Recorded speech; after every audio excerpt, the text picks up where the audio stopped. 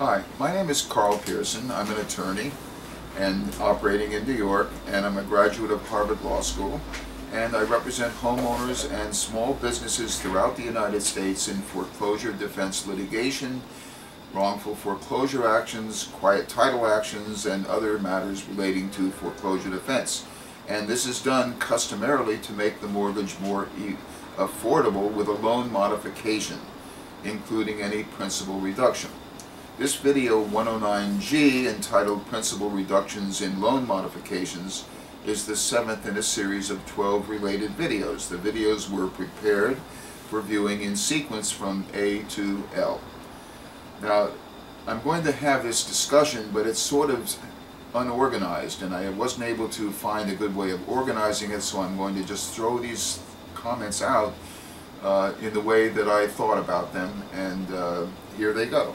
That principal reductions in loan modifications is the newest hot issue. There are many reasons for principal reductions, and it is too difficult to predict in a given instance whether any specific application for a loan modification will be offered a principal reduction within the agreement.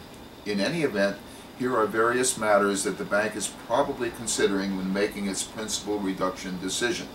1. Is the loan itself underwater, and if so, by how much? 2. What interest rate is needed below the current rate to make the loan affordable for the homeowner? 3. Is the matter in litigation, and if so, is the homeowner acting pro se or with an inexperienced attorney, or is the attorney experienced and could cause costs and problems for the bank? 4. Is the bank one of the 5 which settled with the 49 state attorneys general, that is, Wells Fargo, Ally Financing, GMAC, Res Capital, under whatever name, Bank of America, JP Morgan, and Citi Mortgage? And was such bank servicer of the loan at any time during the period 2008 through 2011? There is a fund of about $3 billion available to fund principal reductions. 5. HAMP does not provide for principal reductions. Recently, that's number 6, recently I've been getting principal reductions, some for as much as $200,000 as to $400,000 and $500,000 loans, but this is certainly not representative. It's just an example illustrating what is happening currently. 7. Does the REMIC trustee have insurance covering the decline in value of the property in the form of credit default swaps or other derivative instruments, and if so, is the obligor making good on its obligations under these exotic instruments?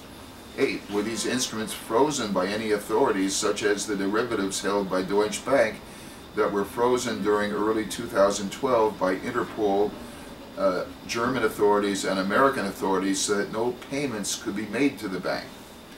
9. Are there any other instruments being frozen?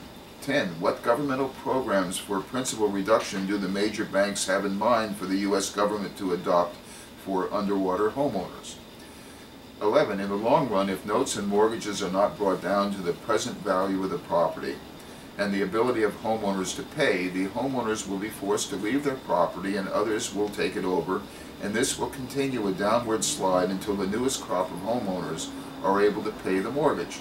This can take place more quickly through principal reductions and by mortgage moratorium statutes and laws requiring closely supervised judicial foreclosure, with the bank being required to prove it is in the chain of title.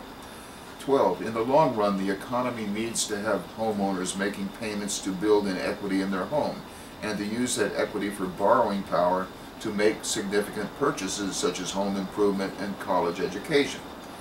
13. The Federal Reserve Bank of New York reported that during the first quarter of 2012, only 10.2% of the loan modifications included a principal reduction. Today, I think there's a much higher percentage than that. 14. There is a new concept of earned principal reductions, in which principal reductions are provided over a period of years as the homeowner continues to make timely payments under the loan modification agreement. If he or she doesn't make payments on a timely basis, all or part of the principal reduction is lost. 15. Principal reductions probably will be accompanied by recognition of taxable income at some point, so keep this in mind. Forgiveness of debt is generally taxable, but special legislation has given a break to homeowners as to forgiveness of up to $1 million in mortgage indebtedness, or $2 million if it's a married couple. The Mortgage Debt Relief Act of 2007 expired as to mortgage debt cancellation occurring after December 31, 2012, and there is no new statute at this time as far as I know. With all these factors floating around and others that are there but not fully understood, principal reductions will be given to some and not to others, and it is more likely than not that being in a lawsuit against the bank, either as a defense to a foreclosure action or as a plaintiff in a quiet title action, will enable the litigating homeowners to get substantially higher percentage of the principal reductions that are being granted. I'm finished with this principal reductions in loan modification video, and you should go to my next video, 110H, a warning about bankruptcy. So if you have any questions, please give me a call. My telephone number in New York is 212-307-4444. I provide free consultations and represent homeowners and businesses throughout the U.S. as to their foreclosure problems, including the saving of properties through loan modifications and principal reductions. My telephone number once again is 212-307-4444, and I should add, at all times, never is there any guarantee of any results for anyone in litigation. Just keep that in mind. Thank you.